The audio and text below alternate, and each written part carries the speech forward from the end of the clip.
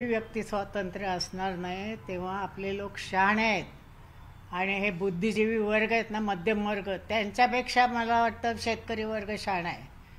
तेव्हा बुद्धिजीवी लोकांनी सुद्धा विचार करावा आणि एकजुटीने मोदी सरकार घालवावं असं मला वाटतं. दुसरा प्रश्न म्हणजे बारामती लोकसभा मतदारसंघावर जोरदार चर्चा सुरू आहे. तर पहिल्यांदाच पवार घराण्यातील दोन व्यक्ती एकमेकांच्या समोर उभ्या राहतील असं चित्र काहीसं निर्माण झालेलं आहे.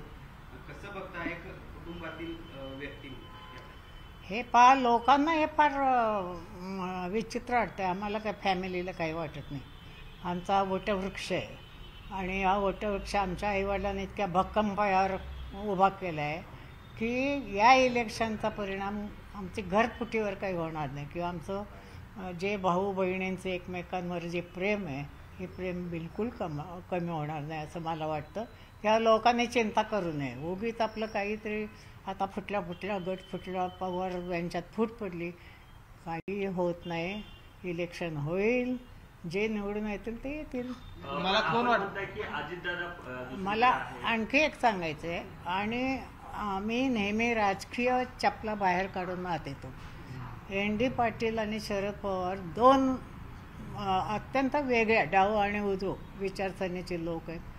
कधीही राजकारण घरामध्ये आमच्या आलं नाही. उलट जेव्हा एन.डी. पाटील उभे राहिले त्यांच्याकडे पैसे पण नसायचे तेव्हा माझ्या आईने राजाराम बापूच्या विरुद्ध उभे होते. 10,000 रुपये त्यांना आईने दिले. म्हणले एन.डी. तुमच्याकडं मला माहिती आहे पैसे नाही पण प्रचाराला असं ते 10,000 घ्या आणि एक मेगाफोन दिला गळ्यात. आणि मग आमचे एन.डी. पाटील घोड्यावरनं काय जायचे, सायकलवरनं काय जायचं आणि तेव्हा राजकारण आम्ही घरात आणत नाही. एका ताटात जेवतो. आणि शरद पवारांचं तर मी पाहिले की स्वतःच्या ताटापेक्षा बहिणींच्या ताटात काय आहे का, एन.डी. सरांच्या ताटात आहे का, ते कमी पडले बघा, ते घाला तिथं. अशी इतकी सुंदर सुसंस्कृत कुटुंब असताना काही होणार नाही मला नाही वाटत. सुप्रिया बोलण्यातून कुठेतरी मन दुखावली जातात. कारण अजित पवार म्हणतायत कीर्तन करावं, तिकडे अजित पवारांचे भाऊ त्यांना म्हणतायत हा नालायकपणा आहे. म्हणजे कुठेतरी बोलण्यातनं मग ही कटुता का? आता राजकारण आहे हो. एन.डी. पाटील नाही का शरद पवारांवर टीका करायची, कितीतरी करायचे. म्हणजे सगळ्यात प्रकार जास्त एन.डी. पाटील शरद पवारांवर बोलायचे.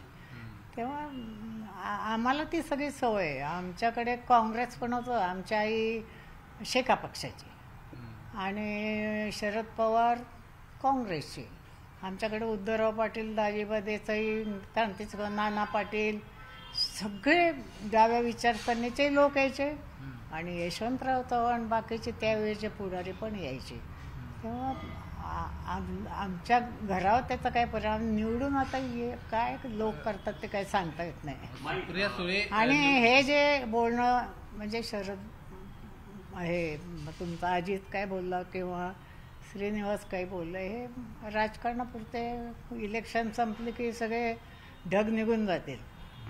मला सांगा की तुम्ही म्हणता इलेक्शन पुरतं आहे, मोठ्यांदा इलेक्शन पुरते सगळं आहे आपण असं म्हणता, पण दुसरीकडं राजकारणाने घरामध्ये भांडण लावण्याचा प्रयत्न केला.